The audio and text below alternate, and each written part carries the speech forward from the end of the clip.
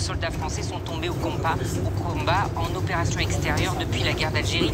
Ça a été une passe d'armes qui en a dit long en fait sur l'état de nos relations aujourd'hui avec les Américains, parce que c'est un fait. Il y a désormais un pays, les États-Unis, qui a décidé que la paix allait se faire vite, à son profit, et qui, de cette manière, s'est aligné sur la position de Moscou en humiliant le président ukrainien. Il y a un pays, les États-Unis, qui entend imposer partout le rapport de force. Donc, à partir de là, Bruce, il n'y a plus de front uni, il n'y a plus d'alliance.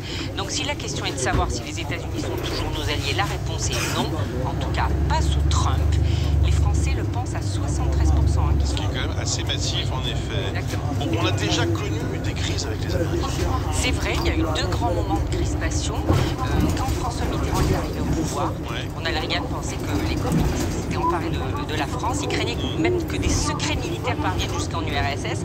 Ça se passait très mal au début, et à tel point que lors d'un sommet, Reagan avait fait valser devant Mitterrand tous les papiers qu'il avait sur son bureau, tellement il était en colère contre la France. C'est Jacques Attali qui avait raconté cette scène. Bon, les 2 pays ont réussi ensuite à s'apprivoiser.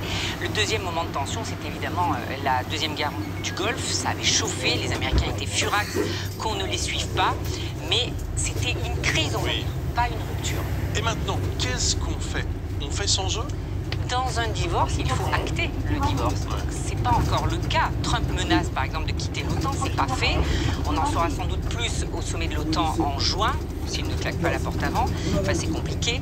On voit aussi que les Européens, nous, de notre côté, nous organisons pour essayer de trouver des fonds pour l'Ukraine et mettre sur...